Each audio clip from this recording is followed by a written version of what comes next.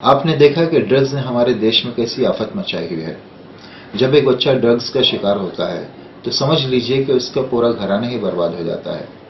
कई मरतबा ऐसा भी देखने में आया है कि घर का अकेला कमाने वाला ड्रग्स की आदत लगा बैठा। उसका नतीजा ये हुआ कि वो खुद तो बीमार होकर और तड़प तड़प कर इस दुनिया से चला गया, लेकिन उसके घर वाले एक एक इंच मरने पर मजबूर हो गए। कितनी तकलीफ वाली बात है। लेकिन इस दर्दनाक माहौल में कुछ लोगों ने ड्रग्स के खिलाफ जंग को अपनी जिंदगी का मकसद बना लिया है। डॉक्टर यूसुफ माशीसवाला भी उन्हीं में से एक हैं जिन्होंने अपनी जिंदगी का मकसद बना लिया है कि वो ड्रग्स के खिलाफ जंग करते ही रहेंगे। डॉक्टर यूसुफ माशीसवाला किसी इंट्रोडक्शन के मोहताज नहीं है। एक बहुत ही मशहूर डॉक्टर और साइकियाट्रिस्ट हैं। ऑनररी कंसल्टेंट के तौर पर ये JJ hospital, GT hospital, Masina hospital, Saifee hospital और नागपुर पुलिस हॉस्पिटल से जुड़े हुए हैं। मल्टी डायमेंशनल काउंसलिंग सेंटर चलाने की हैसियत से इनका वास्ता तो बहुत सारे मरीजों से पड़ता रहता है, लेकिन हम आज इनसे ड्रग्स के शिकार होने वालों के बारे में बात करेंगे, जिनके इलाज और रिहेबिलिटेशन के मामले में डॉक्टर साहब एक अथॉरिटी की हैसियत रखते हैं। तो चलिए हम बातचीत करते हैं डॉक्टर साहब से। डॉक्टर साहब, इस सेशन में आपका हार्दिक स्वागत है। जी, आदाब और नमस्कार। डॉक्टर साहब, तमाम लोग जानते हैं कि ड्रग्स हमारे लिए कितने नुकसानदेह होते हैं। इसके बावजूद भी बहुत बड़ी तादाद में लोग ड्रग्स से शिकार हो रहे हैं। आखिर इसकी वजह क्या है? हम अक्सर देखते हैं कि जो बच्चे ड्रग्स की तरफ चले जाते हैं, अक्सर वो टीनेज में आते हैं। जब तक ये बच्चे 11-12 साल तक रहते हैं ना, तो एक माँ बाप के कंट्रोल में रहते हैं। जहाँ ये टीनेजर में आते हैं, एडोलेसेंट फेज में आते हैं, तो क्या हो जाता है कि फिर इनकी बाहर की लाइफ बढ़ जाती है, इनका फ्रेंड सर्कल बढ़ने लगता है। फिर ये एक ब्रिज पार करना है उनको जवानी की तरफ जाने के लिए।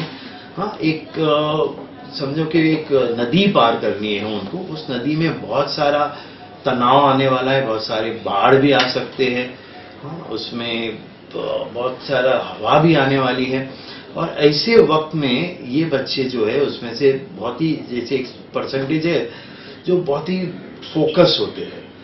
वो उनके अंदर इतना फैमिली ने अच्छे संस्कार दिए हुए रहते हैं कि वो बिल्कुल उस सर्कल से की तरफ जाते ही नहीं। उनका अलग ही ग्रुप होता है। वो अपना काम करते हैं, अपनी पढ़ाई करते हैं, अपनी फैमिली के साथ जुड़े हुए रहते हैं। मगर हम देखते हैं कि कुछ एक ऐसे जो बच्चे होते हैं कि वो इस वक्त भटक जाते हैं।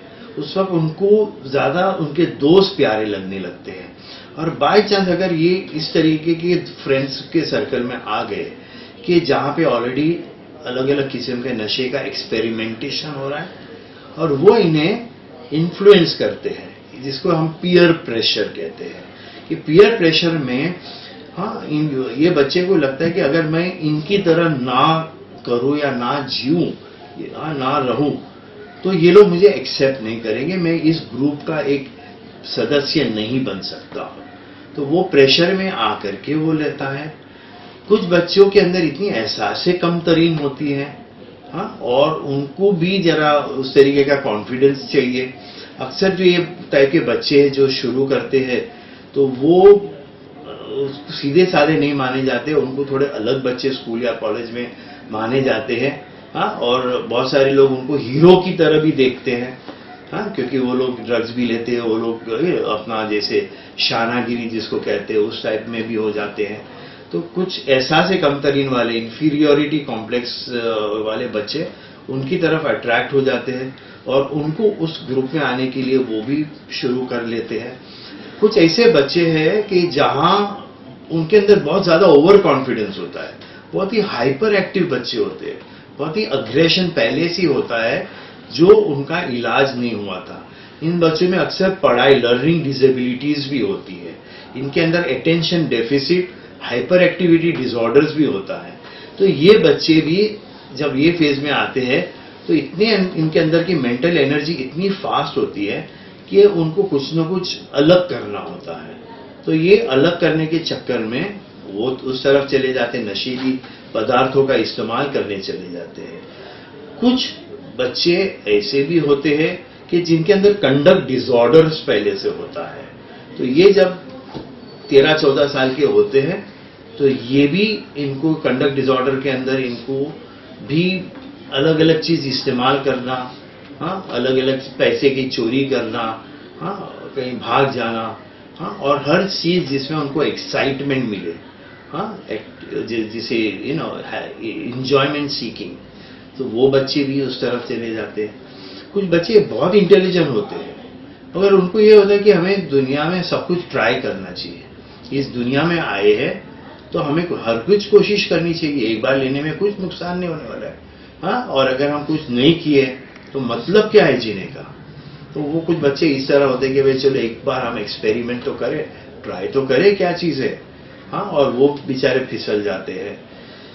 कुछ बच्चों के ऊपर जैसे एक माहौल, एक सोसाइटी का इफेक्ट होता है, तो वहां पर भी उस माहौल में ज्यादा बच्चे अगर मान लो इस तरीके से, हाँ, जैसे अगर हम देखते हैं स्लम के बच्चे हैं या स्ट्रीट किड्स, जो रोड फुटपाथ पे जो रहने वाले बच्चे होते हैं, रेलवे स्टेशन पे रहने वाले बच्चे, तो वो अक्सर अलग अलग किस्म के ड्रग्स शुरुआत हो जाते हैं जो चीप होते हैं, सूंघने वाले ड्रग्स वगैरह, तो वो उस तरफ वो लोग फंस जाते हैं।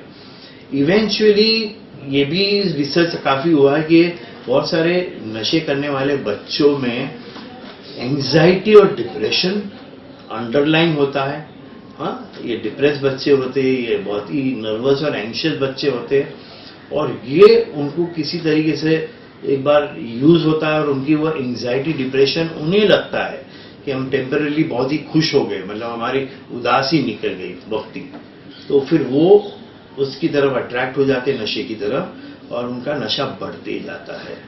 फाइनली ये भी कहूँगा कि कुछ कुछ हेरिडिटरी इफेक्ट भी होता है, जेनेटिक्स इफेक्ट भी होता है, और खानदानी इफेक्ट भी होता है। अक्सर ये भी देखा गया है कि जो बाप नशा करता है तो काफी चांसेस है कि उसके बच्चे में भी ये नशे की तरफ जाने की या एडिक्ट बनने की चांसेस बहुत ज्यादा बढ़ जाते हैं। अभी आपने टीनेजर्स की बात की है, लेकिन क्या बड़ी उम्र के लोग भी नशे की शुरुआत कर सकते हैं?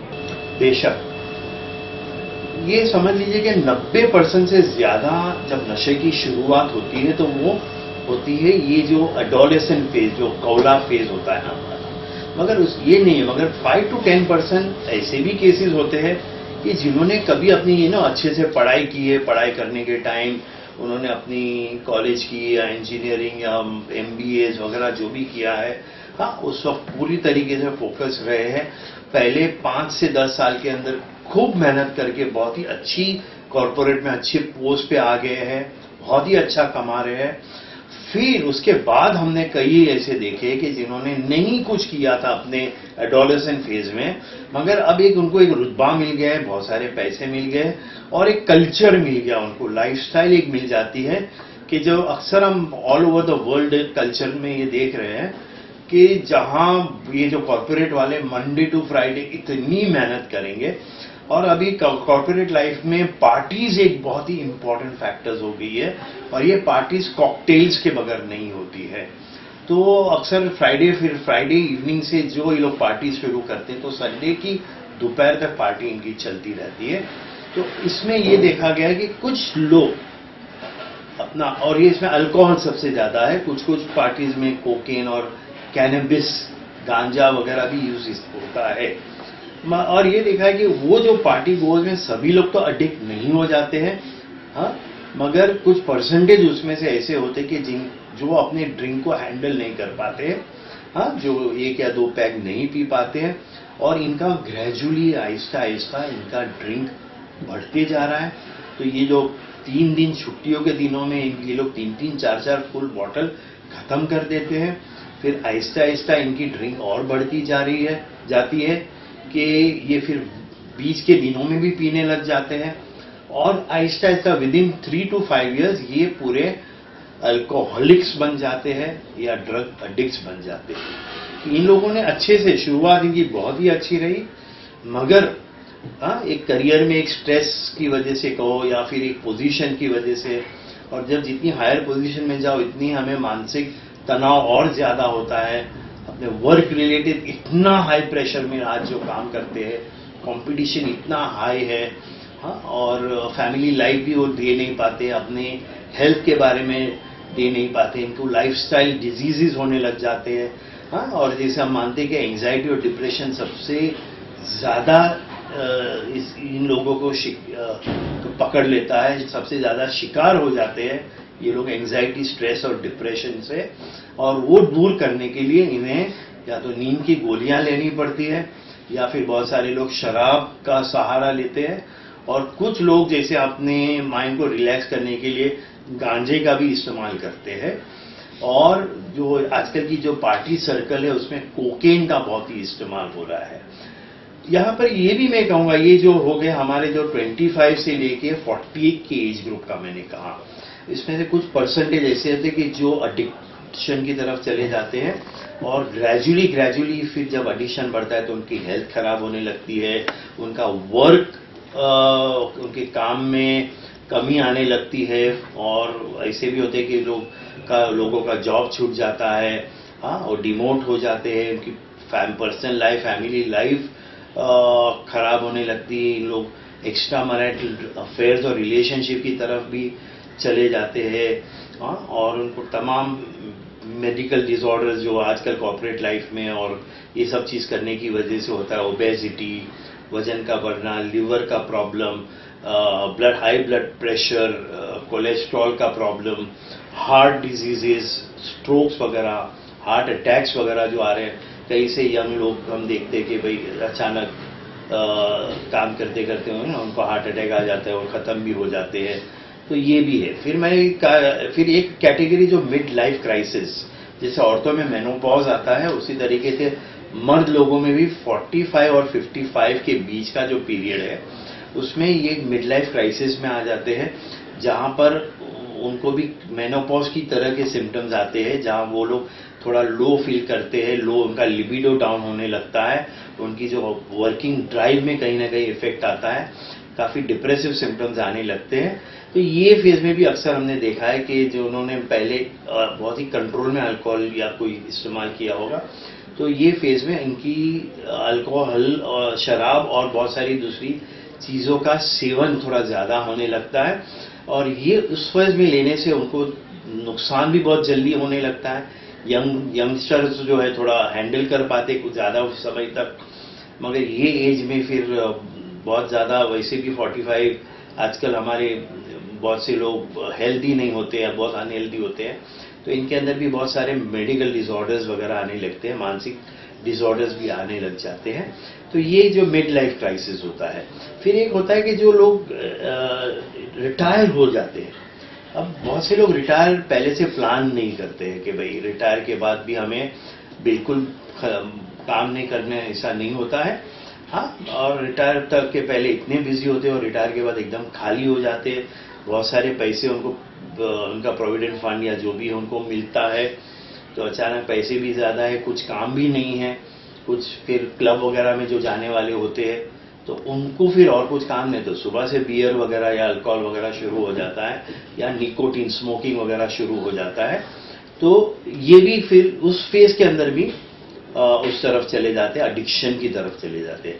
एंड फाइनली जो हम कहेंगे जीरियाट्रिक पॉपुलेशन, ये हम हमारे देश में तो ज़्यादा नहीं देखते हैं, मगर हमारे अमेरिका वगैरह में बहुत ज़्यादा देखा जाता है कि जो 70 के बाद जिनकी एज है, हाँ, अभी वो जीरियाट्रिक पॉपुलेशन में आ जाते हैं, हाँ, तो उसमें बहुत ज़्यादा डिप्रेशन, लोनलीनेस, हाँ, बहुत सी जगह पे ये अभी अकेले हो जाते हैं, एक आध स्पाउस शायद गुजर जाता है या फिर बच्चे इधर उधर बिखर जाते हैं, हाँ, और उनकी लाइफ में कुछ होता नहीं है, तो ये वापस से उनको अपना माइंड रिलैक्स करने के लिए ये वापस से शराब और तमाम ऐसे उस वक्त अलग थोड़े नशे की तरफ चले जाते हैं, और बहुत जल्दी इसके आदी भी हो जाते हैं। तो कई ऐसे हमने भी देखे कि एक वकील जो मैं इलाज कर रहा था जैन, कि जिन्होंने ज़िंदगी में कभी शराब नहीं पी, मगर जब वो 70-75 की एज में आए, जब उनकी प्रैक्टिस वगैरह नहीं होने लगी, उनको मेमोरी थोड़ी डाउन होने लगी, और पता नहीं कैसे उनको एक बार पिया और उनको थोड़ा रिलैक्स फील किया तो दिन रात पीने लग गए थे। फिर उनको भी यानी उस एज में भी रिहैब वगैरह करना पड़ा था, और फाइनली वो उनका बड़ी मुश्किल से छूटा था। तो ये जो है अलग अलग एज ग्रुप में जिस तरीके से लोग जाते हैं। हाँ, मैंने बताया भी क्यों करते हैं। और उनको उस शॉर्ट टर्म प्लेजर जो मिलता है, हाँ, शॉर्ट टर्म जो न्यूरोकेमिकल चेंजेस होते हैं, तो उस वक्त एक अच्छी फीलिंग मिलती है, एक रिलैक्स फीलिंग मिलती है, एक हैप्पीनेस उसको मिलती है कि जो टेम्पररी है, शॉर्ट लिव्ड है। फायदा तो बहुत कम करती है, नुकसान बहुत ज्यादा कर लेती है। और नुकसान ऐसा करती है कि जो बोलते हैं ना, परमानेंट डैमेज कर लेती है बॉडी के अलग अलग हिस्सों को। आपने अभी कई ड्रग्स के बारे में बताया जो बहुत ज़्यादा यूज़ हो रही हैं, लेकिन इसके अलावा भी कई ड्रग्स मार्केट में अवेलेबल हैं। क्या आप उनके बारे में बता सकते हैं, और इसमें सबसे खतरनाक नशा कौन सा होता है? आज भी हमारे देश में कोई, मुझे ऐसा लगता है कि ये कभी खत्म होगा कि नहीं, जो नॉर्थ इंडिया से शुरू होता है और हर तरफ, और इसकी पैदाइश भी बहुत ज्यादा है, वो तंबाकू, जो बहुत ही साल पुराना है। पता नहीं कितनी सदियों साल से ये तंबाकू का पैदाइश होती है। ये पैदा करने वाले बहुत ही करोड़ोंपति बन जाते हैं।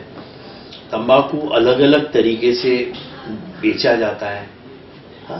स्ट्रेट फॉरवर्ड तंबाकू होता है, तंबाकू की मिश्री होती है, तंबाकू की तपकीर होती है, तंबाकू की बीड़ियां बनती है, और तंबाकू की जो सिगरेट्स और पाइप वगैरह बनती है। तो ये जो तंबाकू जो है, ये इतना समझो कि एडिक्टिव हो जाता है कि जो शुरू करता है बड़ी मुश्किल से उसे बाहर निकल पाता है। और कहीं कहीं कुछ कुछ जगह तो जैसे एक्सेप्टेड है, घरों में एक्सेप्टेड है, जैसे औरतें भी समझो कि तंबाकू या तो पान के अंदर ले खाती है, या रखते हैं, या फिर उससे दांत मंजन करते हैं। तो ये एक जैसे एक्सेप्टेड फिनोमिना हो गया कि जैसे हम घर में, यानी हमारी समझो कि 5-6 जो चाय पीने वाले होते कप, 5-6 कप, तो उसको भी हम थोड़ा चाय की चरसी बोल देते हैं कि भाई ये चाय का चरसी है। तो कुछ बहुत सारी जगह पे तंबाकू इस तरह एक्सेप्टेबल है। मगर हमने अभी देखा कि कुछ सालों में बहुत से लोग इतना ज्यादा तंबाकू यूज करते हैं, और अभी तो ये कुछ सालों में क्या अजीबोगरीब चीज निकली है, गुटखा, पान मसाला। तो क्या ऐसी चीज उसमें है कि तंबाकू से ज्यादा, तंबाकू अगर आदमी को नहीं मिलता है तो थोड़ा वो खींच लेता है, मगर ये गुटखा अगर जिनको आदी हो जाता है, तो ऐसा आदी हो जाता है कि 1 सेकेंड वो अपने मुंह में गुटखे के बगैर नहीं रह सकता है। यहां तक कि रात को सोता है तो भी मुंह में गुटखा रहेगा, और सुबह उठते ही सबसे पहले मुंह में गुटखा डालेगा।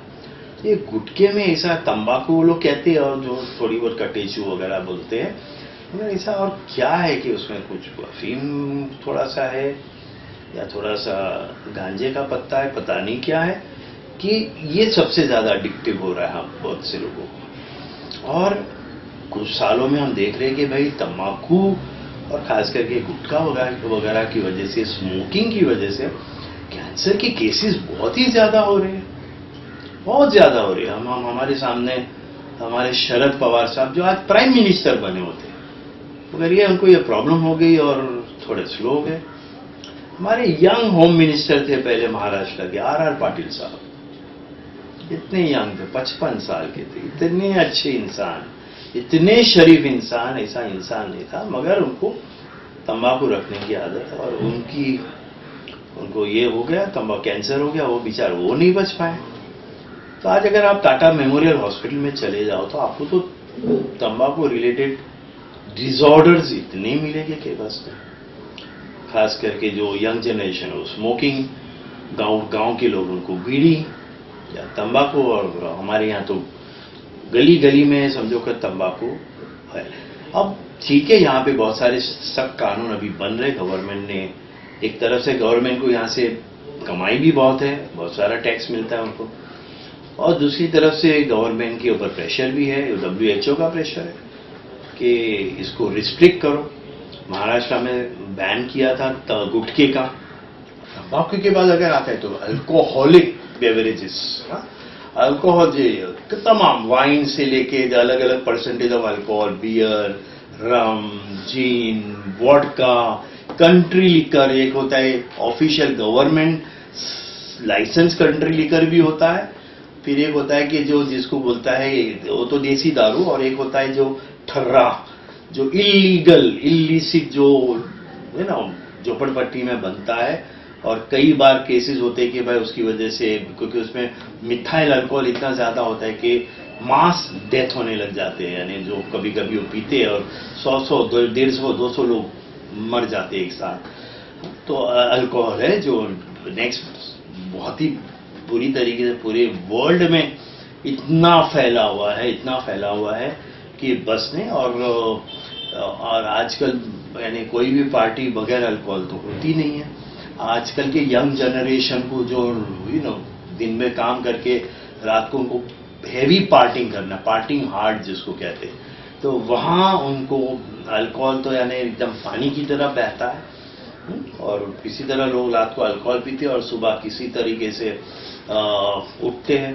बीच में अल्कोहल रिलेटेड रोड एक्सीडेंट्स बहुत होते थे।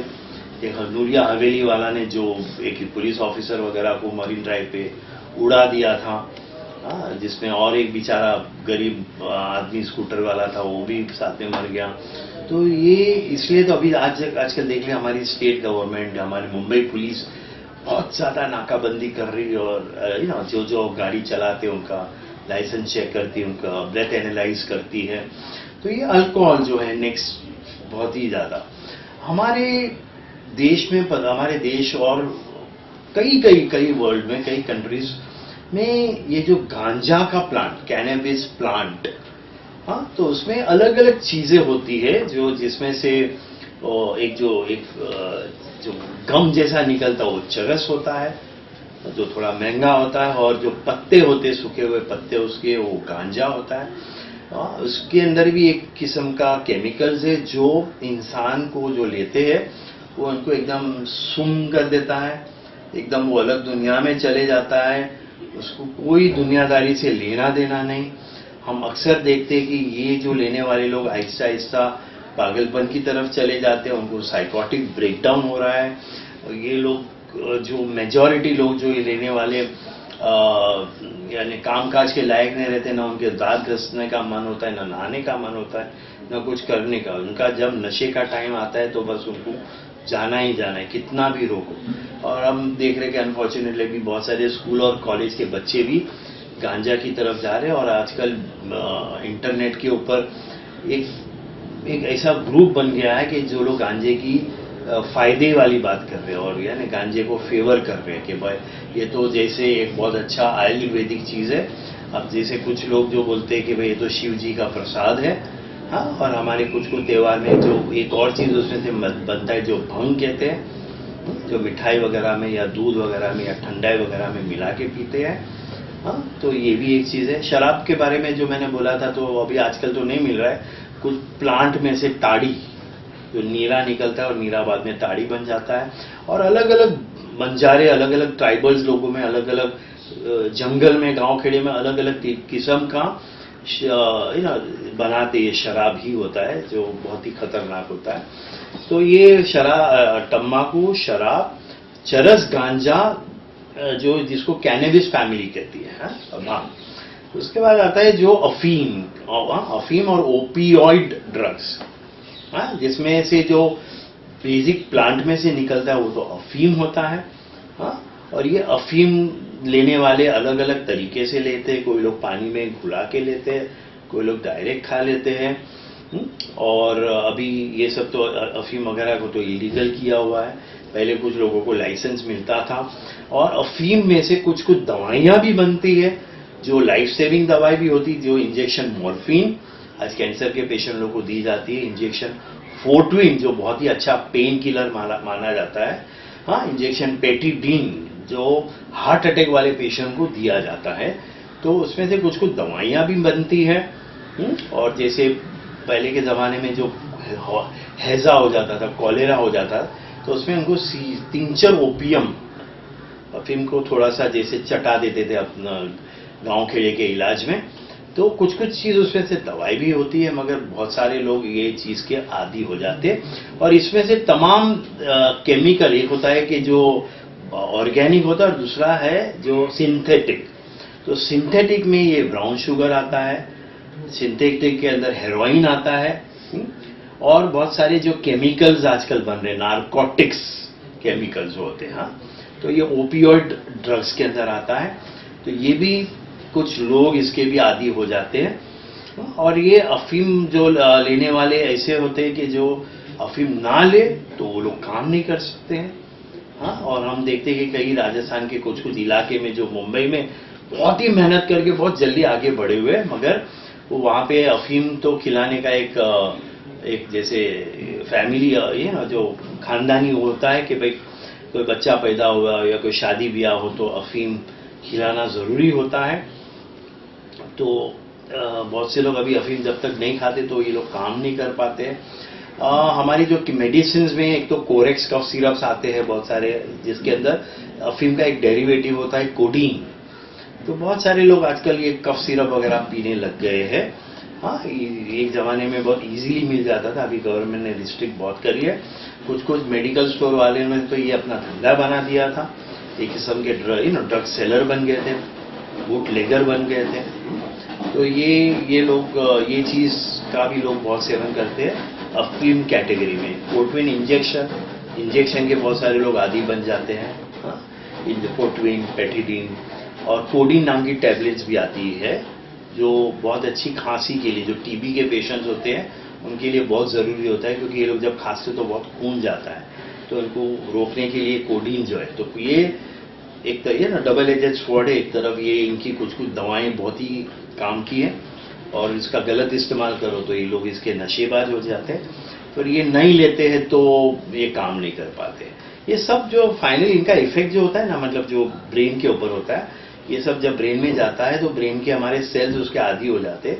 जब वो मिले तो ही वो ब्रेन सेल्स काम करते हैं, नहीं मिलते तो ब्रेन सेल बहुत ही इरिटेट। जो अफीम जिन ओपियोइड्स ओपियम जिनको नहीं मिलता है तो उनकी हालत इतनी खराब हो जाती है कि वो जैसे मच्छी की तरह तड़पेंगे, उनको उल्टियाँ होने लगेंगी, जुलाबे होने लगेंगे, वो दिखने नहीं लगेगा, बराबर बॉडी के रुआंते खड़े हो जाते हैं, हाँ, और एकदम डिहाइड्रेट, और उनको किसी न किसी तरीके से ये चीज़ मिलनी चाहिए। तो ओपियोइड, मैंने आपसे tobacco products, alcohol, cannabis, opioids के बारे में बात किया। एक कैटेगरी आ रही जिसको बेंजोडाइजेपिन्स कहते हैं, जो नींद की गोलियां रहती हैं, हाँ। तो ये शुरुआत से पहले डाइजेपाम रहा, उसके पहले मेंड्रेक्स रहा, हाँ, फिर अल्प्राजोलान्स वगैरह रही, नाइट्राजेपाम रहा। तो बहुत सारे लोग इसका गलत इस्तेमाल करने लगे थे, कर रहे हैं अभी भी, हाँ। मेंड्रेक्स जो है वो एक ज़माने में नींद की गोली हुआ करती थी, अभी तो बैंड है, मगर फिर भी इंडिया नंबर 1 इलीगल मैन्युफैक्चरर है, और यहाँ से बहुत पूरे वर्ल्ड में इलीगल इसका स्मगलिंग होता है मेंड्रेक्स का। आज भी बहुत से लोग इसके ऊपर एडिक्टेड हो जाते हैं। तो ऐसी जो मेडिकल नींद, मेडिकल नशा उसको भी कहा जाता है, जहाँ पे कफ सिरप्स, हाँ, नाइट्राजेपाम बटन जिसको कहते हैं ये लोग, हाँ, और रेस्टिल ट्राइका वगैरह, तो इसके भी लोग आदी हो जाते हैं। ये भी एक बेंजोडाइजेपिन्स, हाँ, जो सिडेटिव हिप्नोटिक्स के नशेबाज हो जाते हैं। फिर एक कैटेगरी आता है जिसको हम कहते हैं कि जो एक्टिवेटिंग नशा, जो कुछ नशा है ना, जैसे चरस गांजा है, ओपियम है, अपना ब्राउन शुगर वगैरह सुन कर देता है। अभी कुछ ऐसे नशे हैं कि जो अपने को हाइपर करता है, तो वो हाइपर वाला का नशा जो है उसमें कोकेन, हाँ। तो कोकेन बीच में पार्टी ड्रग के हिसाब से बहुत फेमस हो गया था, हाँ, बहुत ही महंगा भी है, 2000 से 5000 रुपये का खर्चा लगता है। और जो आदमी कोकेन लेता है तो उसके अंदर अजीब व गरीब ताकत आती है, तो रात भर भी डांस कर सकता है, और वो उसके जो सेक्सुअल पावर भी बहुत बढ़ जाते हैं उस वक्त, हाँ। और उसके अंदर कभी कभी बहुत वायलेंस भी आ सकता है, हाँ। तो ये जो कोकेन, मगर उसकी ये है कि भाई वो कोकेन हमारे हार्ट को बहुत फास्ट कर देता है, हार्ट रेट को, और कोई जिसको अगर ऑलरेडी हार्ट का छोटा मोटा प्रॉब्लम होगा तो वो मर भी सकता है। जो हमें याद है कि एक ज़माने में जब प्रमोद महाजन का लड़का राहुल महाजन और उसके साथ में उसका पीए जो था मोहित्रा, हाँ, तो वो लोग दिल्ली में कुछ ज़्यादा कर लिए थे, राहुल आईसीयू में पहुंच गया था और वो तो मर गया था ताबड़तोड़ मोहित्रा। तो ये और कोकेन के नशे के अंदर लोगों ने रेप्स किया है, लोगों ने मर्डर्स किए हैं, कितना हाइपर हो जाते हैं, इतने सस्पिशियस हो जाते हैं, इतना झून आ जाता है अंदर, इतना रेज आ जाता है अंदर कि लोग गाड़ी भी वेरी वेरी हाई स्पीड पे चलाते हैं, एक्सीडेंट्स भी कर लेते हैं। तो ये सब होता है। अब जब कोकेन महंगा होने लगा तो बहुत हमारे नशे करने वाले बहुत स्मार्ट होते हैं कि भाई हमें उसका जोश भी चाहिए मगर वो सस्ती वाली चीज़ भी चाहिए। तो बहुत पहले से एक केमिकल है जो एज अ मेडिसिन भी यूज होती है, एम्फिटामिन्स ग्रुप की मेडिसिन, हाँ एम्फिटामिन ग्रुप कि जो एज अ केमिकल भी यूज होते हैं, एसिटिक एनहाइड्राइड वगैरह होता है उसमें। हाँ तो ये पहले अभी तो बहुत ही कंट्रोल्ड है, इसके जो डेरिवेटिव्स है आज भी हम लोगों को कई कई बीमारियों में यूज करना पड़ता है। तो ये जो कुछ लोगों ने कुछ सालों पहले ये उन्होंने रीडिस्कवर किया कि भाई अगर हम ये चीज को कुछ केमिकल्स के साथ मिलाएंगे तो हमें वो कोकेन वाला इफेक्ट मिलेगा। तो ये चीज को फिर मेफेड्रॉन जो नाम की केमिकल्स है, या फिर एमडी वाला एमडीएमए जो होता है, या जैसे मेथ एम्फिटामिन भी कहते हैं। तो ये इस एम्फिटामिन वाला एक्टिवेटिंग ड्रग होता है, हमें जो एकदम एक्टिवेट कर लेता है। तो ये जो सस्ता वाला नशा, जो वो वाली चीज जो 2-5 हज़ार रुपए की थी, ये 200-500 में मिलने लगी थी और इतना आसान था मिलाना कि लोग घर जो ये बनाने वाले घर में बनाने लग गए थे। 2-4 केमिकल्स लाओ, मिक्स करो और बन जाता था। तो इतना फैल गया था और कोई उस वक्त तो कोई कानून में भी नहीं बैठ रहा था। तो जब ये पकड़े भी जाते थे बेचने वाले, पुलिस कुछ कर नहीं पाती थी क्योंकि ये तो कोई नई चीज थी उस जमाने में। हाँ मगर ये था कि जो लोग ले तो उसको तो एकदम अपने आप को तुरम खान समझने लगता था। मगर देखा तो फिर भी कोकेन है।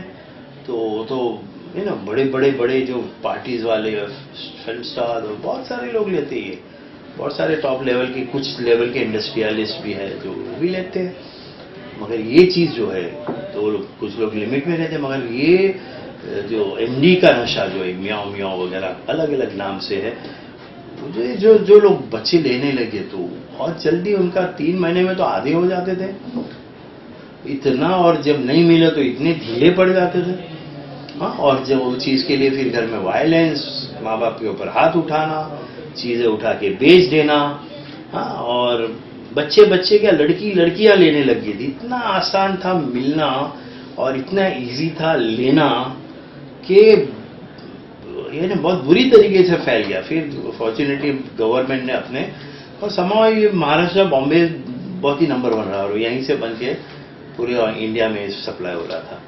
तो फिर गवर्नमेंट ने वापस इसको भी नारकोटिक्स के अंदर लेके आए, नारकोटिक्स एनडीपीएस एक्ट में, और बीच में थोड़ा सा कंट्रोल में आया था क्योंकि पूरी सोसाइटी जो है अपने सोशल वर्कर्स, पॉलिटिशियंस, हाँ लोग इसके बारे में जब देखे कि बच्चे तो एकदम पढ़ाई छूट रही है, हाँ दिन भर सो रहे, रात भर जाग रहे, भाग रहे इधर उधर, ये नशा करके 150 की स्पीड के मोटर बाइक चला रहे हैं, बहुत सारे लोग के बुरे एक्सीडेंट्स हो रहे हैं।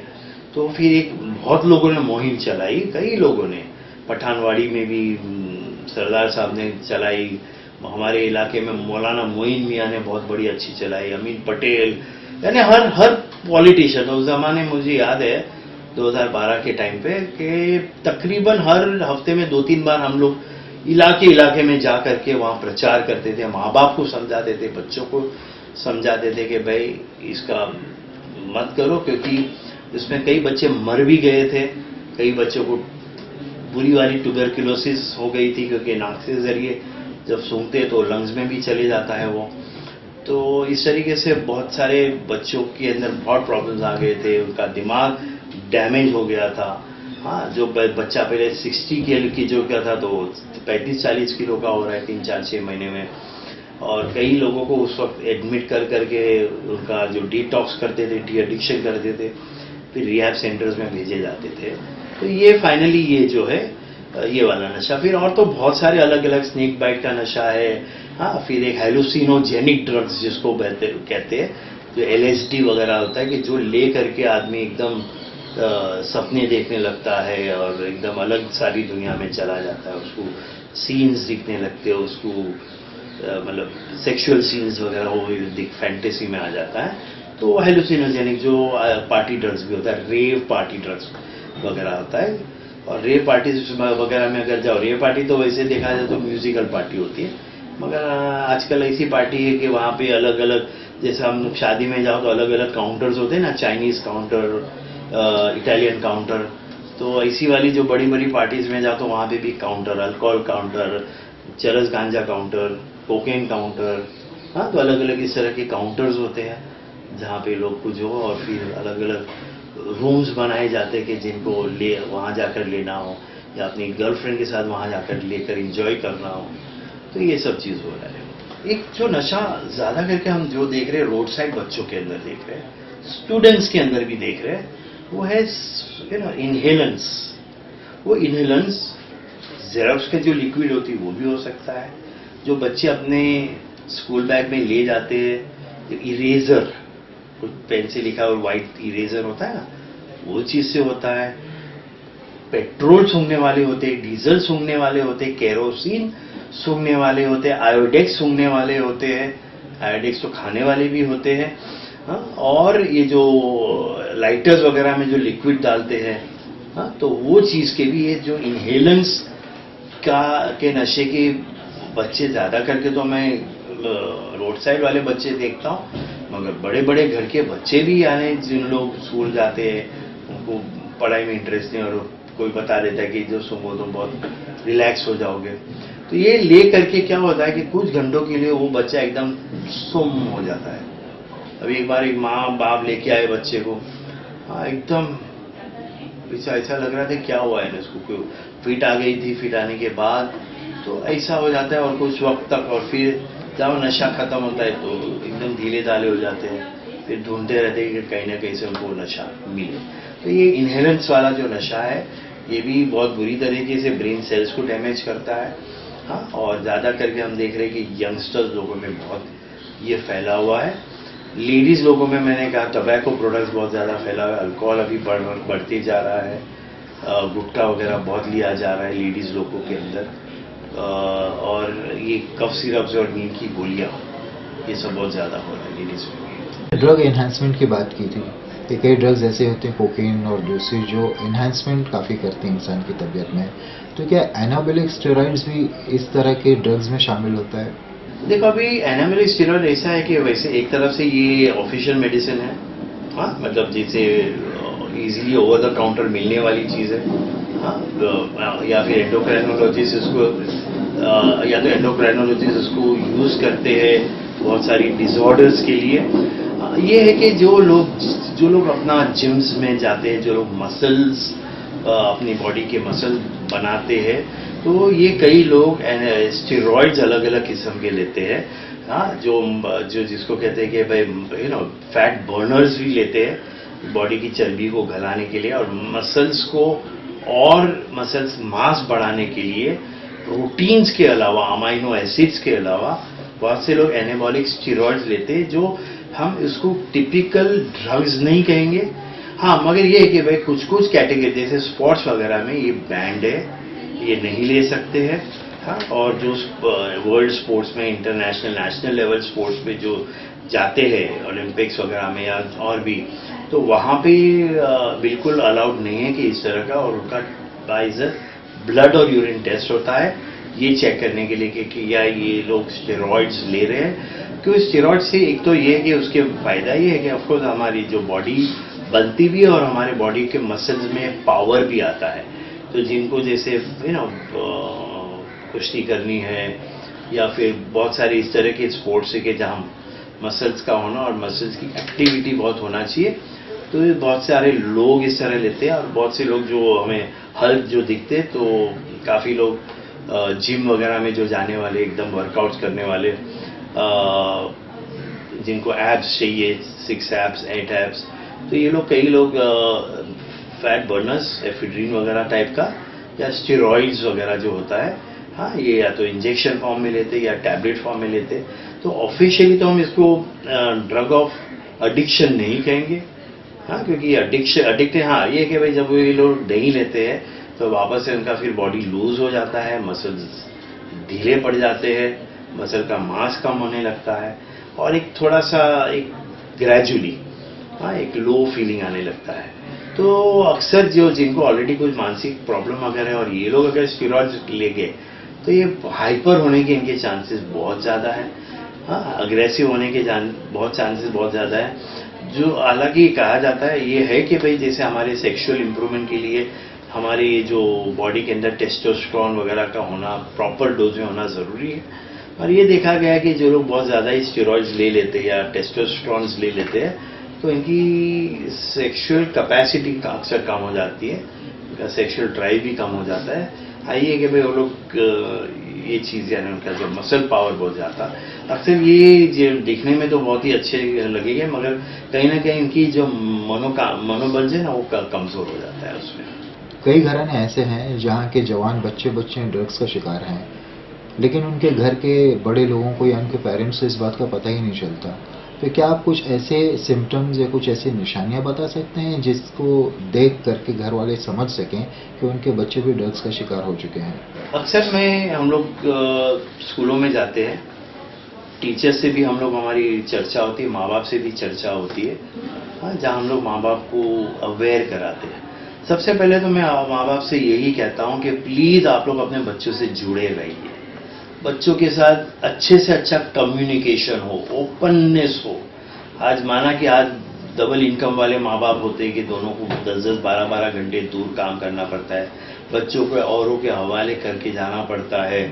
हाँ, कई बच्चे अकेले समझो कि घर के अंदर नौकरानी के भरोसे या नौकर के भरोसे पे रहते हैं। माँ बाप को गिल्ट फीलिंग होती है तो माँ बाप बच्चों को खुश रखने के लिए पॉकेट मनी ज़्यादा से ज़्यादा देते क्योंकि इनकम अच्छी हो गई है और जो बच्चा मुंह मांगे मांगता है वो उसको हाजिर कर देते हैं। तो यहाँ मैं ये कहूँगा कि जो पहले जो एक जॉइंट फैमिली सिस्टम था तो उसमें क्या था कि एक सिर्फ माँ नहीं होती थी, वहाँ पे फूफी, चाचा, चाची, नाना, नानी, दादा, दादी ये सब लोग रहते थे। तो मैं पहले तो ये कहता हूँ कि हो सके तो कोशिश करो कि जॉइंट फैमिली में रहने की कोशिश करो। कोशिश करो कि अगर आप लोग हो भले न्यूक्लियर फैमिली में हो तो ये कोशिश करो कि आप बच्चों के दादा दादी या नाना नानी जो भी कुछ चीज़ें हमारे बियॉन्ड होती है, कुछ लोगों में दादा दादी वो सब गांव में है, अभी यहाँ पे न्यूक्लियर फैमिली है। कोशिश करो कि हमारे बच्चों को सोशल लाइफ, फैमिली कनेक्टिविटी और हमारी संस्कार वाली एक्टिविटीज़ और हमारी रिलीजियस एक्टिविटीज़ में हम हमारे बच्चों को शामिल करें। काम के अलावा जितना हो सके कि माँ बाप अपने बच्चों के टच में रहे, काम के वक्त भी कंटिन्यूसली बच्चों के टच में रहे। माँ बाप को पूरा हक है कि वो पूरी तरीके से जानकारी रखे कि हमारा बच्चा किन किन लोगों के साथ मिलता जुलता है और उसके पूरे 24 आवर्स में कहाँ कहाँ जाता है, क्या क्या करता है। और माँ बाप जितने बच्चे को पैसे देते हैं तो माँ बाप को ट्रैक करना बहुत ज़रूरी है कि वो बच्चा पैसे कहाँ इस्तेमाल करता है। कोशिश ये करनी है कि बच्चों को माँ बाप अपने कम्युनिकेशन के ज़रिए जानकारी लेके उसकी ज़िंदगी में क्या हो रहा है। माँ बाप घर के अंदर पहले से शुरुआत से कुछ नियम बनाए, कुछ रूल्स एंड रेगुलेशन बनाए कि भाई हमें हमारी अपनी फैमिली में या अपनी कम्युनिटी में, अपनी सोसाइटी में ये चीज़ एक्सेप्टेबल नहीं है। हाँ, अभी आजकल जो मॉडर्न फैमिलीज़ में माँ बाप अलाउड करते अपने 15-16 साल के बच्चे को night outs, parties, late nights, जैसे स्लीप ओवर यानी कि बच्चा उसके दूसरे फ्रेंड के घर पे जाके नाइट सोता है और 2-3 दिन की ओवरनाइट पिकनिक्स। तो माँ बाप अपना पहले से नियम बना ले। इस तरह की अगर पिकनिक हो तो ऑफिशियल पिकनिक्स हो, अनऑफिशियल नहीं कि खाली बच्चे चले गए। स्कूल के ज़रिए, कॉलेज के ज़रिए हो तो अलग चीज़ है। माँ बाप को बहुत ही ज़रूरी है कि एटलीस्ट एक बार दिन भर में 15 मिनट के लिए बच्चे के साथ बैठे हैं, बच्चे की बात सुने ज़्यादा, बोले कम, बोले भी। कम्युनिकेशन होना चाहिए। माँ बाप को बहुत ज़रूरी है कि रेगुलरली स्कूल या कॉलेज के जो अथॉरिटीज है उनके संपर्क में रहना बहुत जरूरी है। बीच में मैंने सुना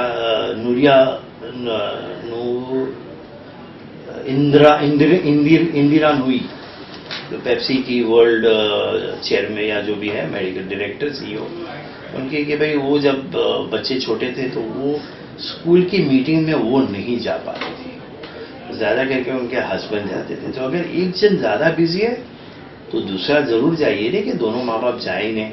हाँ, और फिर बाद में साल में एक बार जब रिजल्ट आता है, रिजल्ट अच्छा नहीं आया तो माँ बाप पहुंचे और फिर पता चला कि भाई बच्चा फेल है, और घर टीचर्स बोलते कि आप लोग पूरे साल आए ही नहीं, कोई कम्युनिकेशन रखे नहीं, कई हमने लेटर्स आपको भेजे, कई रिमार्क्स कैलेंडर में भेजे, आपने उसका ध्यान ही नहीं दिया।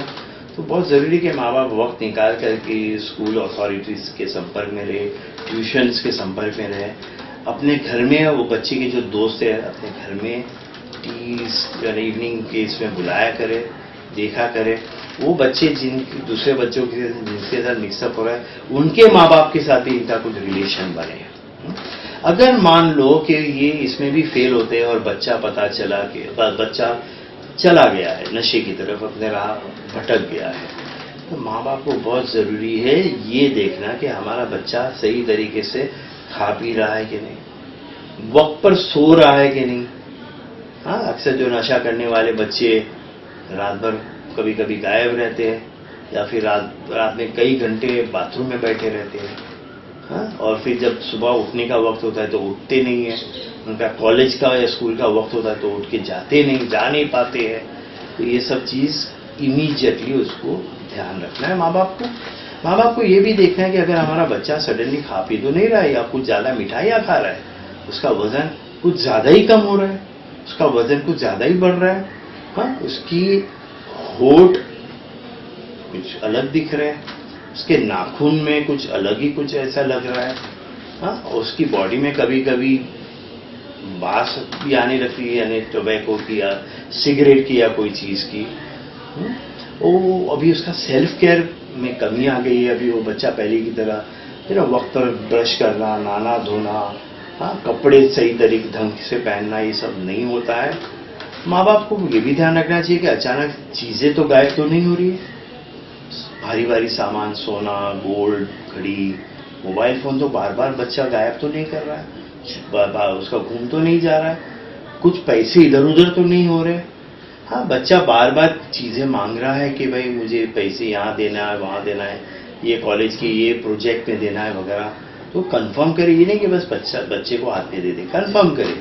बच्चे माँ बाप को हक है कि बच्चा एक एक पाई का हिसाब दे अपने माँ बाप को। वो बात नहीं है कि भाई नहीं माँ बच्चे बोले कि नहीं ये हमारी पर्सनल मैटर है, आप इंटरफियर ना करो। नो, जब तक ये बच्चा माँ बाप की शरण में है तो उसको माँ बाप के कानून जो बनाए हैं वहाँ पे उसको फॉलो करना है।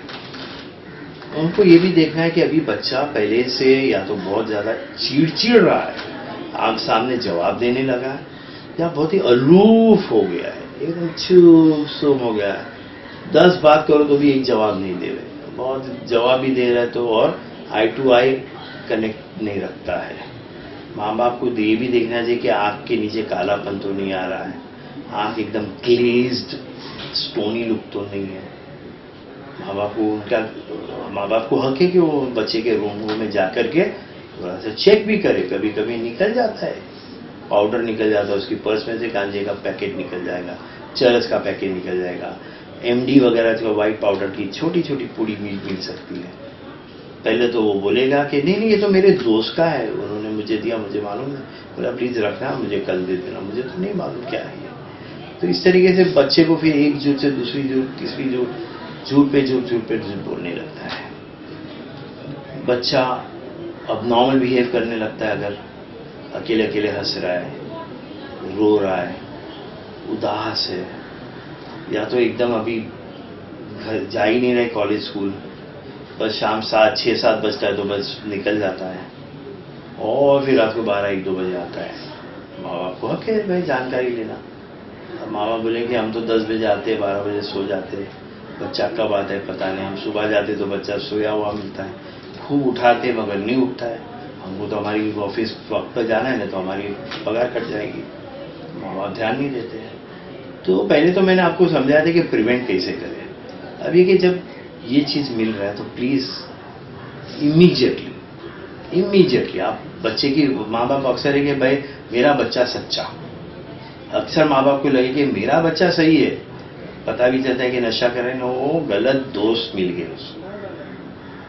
ये नहीं देखेंगे कि हो सकता है मेरे बच्चे ने भी कुछ लोगों को इन्फ्लुएंस किया होगा, मगर वो कि मेरा बच्चा मासूम, दूसरे का बच्चा मस्तीखोर, तूफानी, शैतान, उन्होंने हमारे बच्चे को बिगाड़ा है। तो जैसे आप लोगों को इस तरह के चेंजेस लगता है, आप फौरन पहले तो बच्चे से आप बैठ के बातचीत करो कि भाई ऐसा है। उसके बाद इमीडिएटली बच्चे को, अगर आप लोगों को मालूम है कि कहाँ जाना है, साइकियाट्रिस्ट के पास जाना है, काउंसलर के पास जाना है, एडिक्शन स्पेशलिस्ट के पास जाना है, या हमारे जो चाइल्ड स्पेशलिस्ट या फैमिली डॉक्टर, फिजिशियन के पास जाना है, आपको जाना है और जल्द से जल्द ये चीज का सलूशन निकालना है। अक्सर देखते हैं कि माँ बाप आते हैं बच्चे को लेके, मगर माँ बाप में से एक एक्सेप्ट करने को तैयार नहीं कि हमारा बच्चा ये कर सकता है। नहीं, वो तो शायद वो एक आध बार लिया होगा। फिर हम लोग कभी कभी सजेस्ट करते कि भाई प्लीज एडमिट करो, तो माँ बाप नहीं, हम घर में संभाल लेंगे, हाँ हमें थोड़े दिन बुला लूंगी हमारी जो सो एंड सो को, आके घर में रहेंगे।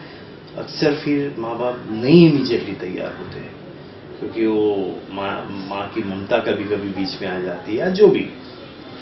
तो ये मेरी कुछ इन शॉर्ट माँ बाप के लिए एडवाइस है कि भाई हमारे बच्चों में किस तरीके से ये सब चीज़ देखा जाए। एंड ऑफ द डे तो ये कहूँगा कि अपने को वो आने के पहले प्रिवेंशन के लिए हमें पूरी कोशिश करना चाहिए कि हमें हमारे बच्चे की परवरिश नॉर्म्स के हिसाब से करना है। हाँ, हमारा बच्चा हमारा बन के रहे। इवन जब टीनेज में आए तो भले उसके बाहर अभी 10 दोस्त 20 दोस्त हो गए, मगर एंड ऑफ द डे वो हमें आके सब बताए कि ये मेरे दोस्त है, मेरे दोस्तों में से कुछ दोस्त का ये भी हो रहा है। हाँ, और हम उनको एडवाइस देंगे प्लीज अवॉइड करना। थोड़ा सा आप इसके इलाज के बारे में बताएंगे कि ये ड्रग्स के शिकार लोगों का ट्रीटमेंट कैसे होता है, और इनके रिहेबिलिटेशन के बारे में कुछ ज़्यादा डिटेल बता सकेंगे? और इसके अलावा क्या बता सकते हैं कि इलाज क्या महंगा होता है? अभी मान लो कि माँ बाप को पता चला है कि भाई हमारा बच्चा नशे में गिर गया है, पड़ गया है, तो जैसे मैंने समझाया कि पहले आप, आजकल तो लोग नेट पे चले जाते हैं, नेट से भी खबर निकाल लेते कि कौन ये चीज़ के अंदर माहिर है, कहाँ जाना चाहिए। जाते हैं जैसे माँ बाप, या तो फैमिली डॉक्टर, पहले के ज़माने में क्या फैमिली डॉक्टर, जो भी हम हमारे फैमिली डॉक्टर से बात करते थे, हमारे घर के बुजुर्ग उससे आइडिया लेते थे। घर के बुजुर्ग अक्सर ये कहेंगे कि नहीं छोटा है, संभल जाएगा, सुधर जाएगा। हाँ, बस थोड़ी सी हम हमारे जो पीर साहब, हमारे मौलाना साहब, हमारे धर्म गुरु जी को मिल लेते हैं, हाँ वो समझा देंगे। तो अक्सर पहली तो शुरुआत वहाँ होती है। बहुत अच्छा है, हम आशीर्वाद लेना तो बहुत अच्छी बात है बड़ों की, गुरुओं की, मगर कभी कभी बीमारी सिर्फ आशीर्वाद से नहीं दूर होती, क्योंकि ये भी एक बीमारी है नशे की, ये भी कहीं ना कहीं कुछ दिमागी प्रॉब्लम हो गया है। तो दुआ तो होगी, मगर हमें साथ साथ में जल्द से जल्द डॉक्टर्स को मिलना है, और इस फील्ड में जो काम करते हैं, ज़्यादा करके सब मनोचिकित्सक इस फील्ड में काम करते हैं, और ज़्यादा करके सभी हॉस्पिटल में प्राइमरी केयर तो मिल जाता है, प्राइमरी केयर, फर्स्ट एड जो कहते हैं ना। हाँ, तो अभी जैसे हमारे पास हमारी टीम है, अगर मान लो कोई मेरे पास आता है तो पहले मैं डिटेल में एग्जामिन करता हूँ, फिर हमारे साइकोलॉजिस्ट डिटेल में एग्जामिन करते हैं, हमारे काउंसलर्स फिर पेरेंट्स से बातचीत करते हैं, उनके साथ बात करते हैं। हाँ, और हमारे जो पीयर काउंसलर होते हैं, पीयर काउंसलर का मतलब कि जो ऑलरेडी माँ बाप इस प्रॉब्लम से गुजर चुके हैं, उनके बच्चे बाहर आ चुके हैं, अब वो लोग काउंसलिंग करते हैं दूसरे माँ बाप को, वो करते हैं। वो बच्चे को फिर उन लोगों से भी मिलाते हैं कि जो पहले नशा करता था अब वो निकल गया। बच्चे की पूरी जांच होती है ना, मेडिकल जांच होती है, मेडिकल चेकअप होता है, मानसिक चेकअप होता है कि क्या क्या है उसके underlying personality, underlying psychological disorders या कोई मेडिकल प्रॉब्लम, उस चीज़ को भी हल किया जाता है। एकदम शुरुआत का प्रॉब्लम अगर होगा ना, तो वो घर में, घर से भी हम लोग ठीक यानी इलाज हो सकता है। और कई बच्चे विदाउट हॉस्पिटलाइजेशन भी ठीक हो सकता है अगर मामला 1-2 महीने का ही है, शुरुआत है, ज़्यादा अभी तक प्रॉब्लम नहीं है और बच्चा मोटिवेटेड है। अगर बच्चा मोटिवेटेड है तो आराम से हम लोग यानी बच्चे को फिर ना डेली बुलाना, हफ्ते में बुलाना, काउंसलिंग करना, कुछ दवाइयाँ देना। मगर अगर मान लो कि नहीं, मामला बहुत ही आगे बढ़ चुका है और मनोचिकित्सक टीम जो है ये नतीजे पे पहुंची है कि बच्चे को अभी डी एडिक्शन सेंटर में एडमिट होना चाहिए पहले, तो वो भी करना पड़ता है। इट्स बेटर कि शुरुआत में जितना हम जड़ से उखाड़ देंगे प्रॉब्लम को उतना हमें रिजल्ट अच्छा मिलेगा।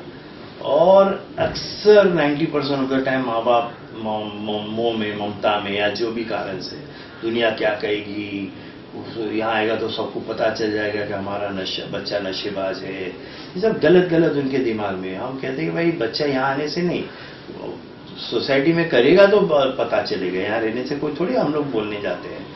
तो इस तरीके की होता है तो अवॉइड कर जाते हैं। मगर जो लोग को हम एडमिट करते हैं या फिर कोई लोग जब आखिरी में जब ब्रेकडाउन हो जाता है, वायलेंस पे आ जाते हैं, जैसे इतना प्यारा अभी 16-17 साल का बच्चा है, इतना इंटेलिजेंट, वो 11th स्टैंडर्ड में गांजे में पड़ गया और इतना ज़्यादा हो गया कि उसको ब्रेकडाउन हो गया, मेंटल ब्रेकडाउन।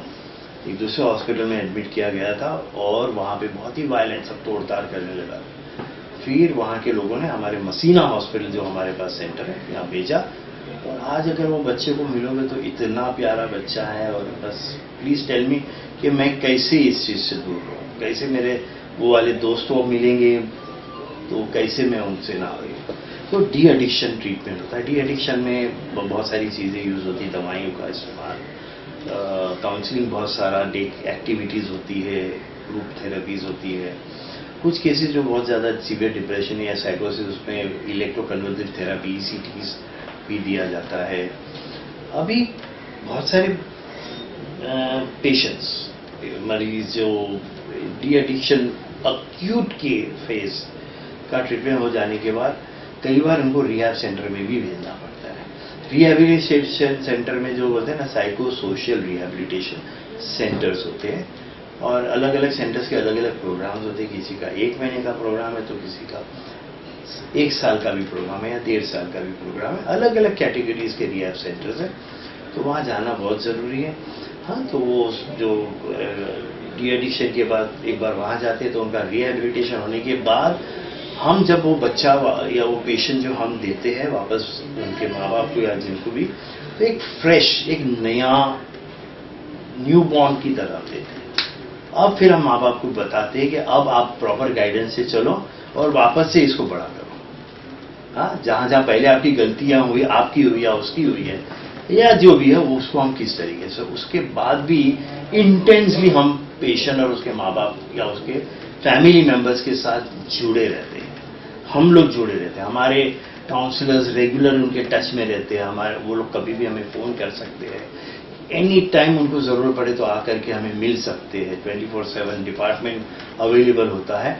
तो वो फिर वो कम से कम 5 साल उसको संभालना होता है। एक बार 5 साल उसका अच्छा गया तो समझ लो कि वो इस चीज़ से निकल गया है। हाँ, और वो फिर पूरी हेल्प करते कि उसकी लाइफ वापस से ट्रैक पे लाया जाए। इस इलाज में कामयाबी का रेशियो कितना होता है? क्या ये पॉसिबल है कि इलाज कंप्लीट होने के बाद में मरीज दोबारा नशे की तरफ लौट जाए? अब जैसे पहले तो हमारे पास आज जो है ट्रीटमेंट, ये लोगों के दिमाग में है कि भाई ये रिहैब्स, ये इसका इलाज बहुत ही महंगा है। तो यह मैं कहना चाहूँगा कि ये फ्री में भी अवेलेबल है और वेरी हाई जो होता है हाई सेंटर्स है, वहाँ पे बहुत ही कॉस्टली भी है। आज इंसान को खाना खाना तो मुफ्त में भी, कोई मंदिर के बाहर बैठेगा तो या मंदिर में जाएगा तो वहाँ पे लंगर में फ्री में भी वो खा सकता है और वो आदमी 5 स्टार होटल में 25,000 रुपये का भी खाना खा सकता है। उसी तरीके से आज हमारे पास बॉम्बे म्यूनसिपल कॉरपोरेशन के कई सेंटर्स हैं।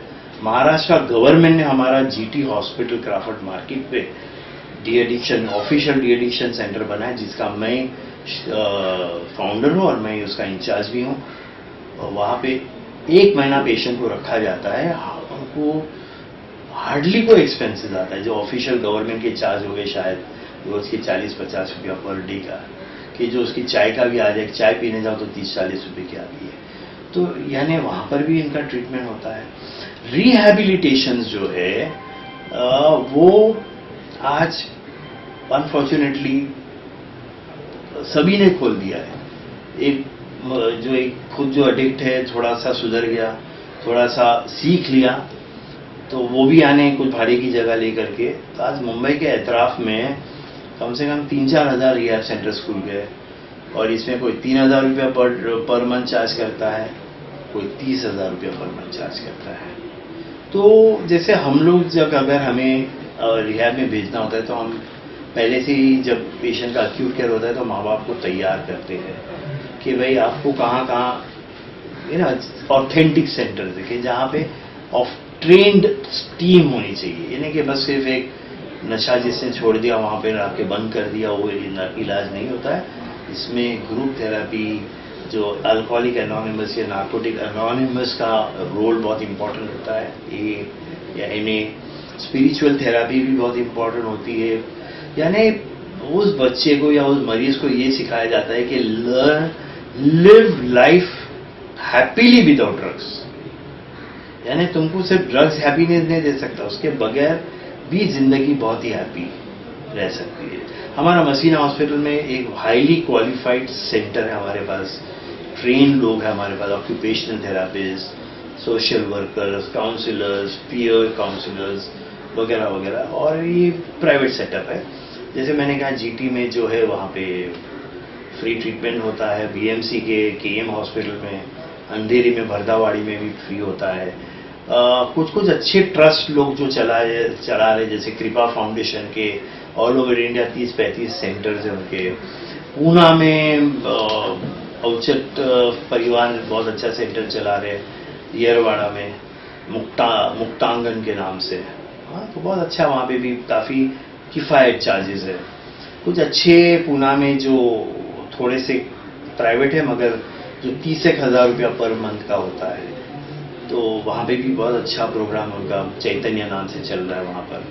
बेंगलोर में कैडेबेम से, फिर मेरे दोस्त है, मेरे साथी है डॉक्टर यूसुफ मर्चेंट, वो कल्याण में एक सेंटर चला रहे, वो बहुत ही टॉप है। वहाँ का रिजल्ट जो है बहुत अच्छा रिजल्ट है। हमारा मसीना हॉस्पिटल का भी रिजल्ट देखो, रिजल्ट पूरा डिपेंड करता है कि तुमने उनका कितना जल्दी इलाज शुरू किया। बहुत देरी करोगे तो फिर रिजल्ट के प्रॉब्लम आते हैं। कितना प्राइमरी ट्रीटमेंट जो है, प्राइमरी और जो डी एडिक्शन ट्रीटमेंट कितना परफेक्ट दिया आपने, स्ट्रॉन्ग प्रॉपर ट्रीटमेंट वो, एंड ऑथेंटिक रिहेबिलिटेशन। और रिहेबिलिटेशन के बाद जो स्टेज 4 और 5 होता है कि जो सोसाइटी में आ जाने के बाद कैसे उसको वापस ना जाए, वो उसमें माँ बाप और सोसाइटी का बहुत इंपॉर्टेंट रोल होता है, हमारा भी बहुत इंपॉर्टेंट रोल होता है कि हम लोग संभाले उसको। यानी अभी, और वो भी पहले सोसाइटी में भेजने के पहले हम लोग उनको डे केयर सेंटर में, यानी पहले तो एडमिट था, अभी सुबह से शाम आना है, सुबह आना है, शाम तक हमारे डे केयर सेंटर में रहना है और फिर घर जाना है। तो कुछ महीनों तो ऐसे करते हैं, फिर आहिस्ता आहिस्ता उनको कम्युनिटी में बाहर निकालते हैं। तो इसमें अगर हम सब मिल करके इलाज, यानी माँ बाप, community, society, social workers, doctors, psychiatrist, psychologist, सब मिलकर, rehabilitation therapist, de addiction counsellors, सब मिल करके कंटिन्यूस अगर डिस्चार्ज के बाद भी 5 साल प्रॉपरली, और फैमिली ने भी बराबर से फॉलो किया, हाँ, तो मैं समझता हूं कि हमें तो 100% रिजल्ट मिल रहा है। जहां चूक हो जाती है कभी कभी, यानी माँ बाप ढीले पड़ जाते हैं, माँ बाप ढीले पड़ते हैं तो बच्चा भी थोड़ा ढीला पड़ जाता है। चलो, कभी कभी इतना अच्छा बच्चा सुधरा हुआ माँ बाप को दिखते तो माँ बाप को लगा बस अभी हमारा बच्चा अच्छा हो गया, तो वो लोग नहीं करते हैं फॉलोअप। फिर वापस कुछ 1 साल 2 महीना 6 महीना के बाद वापस, अरे हमारे बच्चे ने वापस शुरू किया। फिर हम बोलते कि आपने फॉलोअप किया नहीं किया, दवाई नहीं साहब वो सब अच्छा था, हम बिजी है ना, दुनिया भर के बहाने, और तो फिर वहाँ पे रिजल्ट्स के प्रॉब्लम्स आते हैं।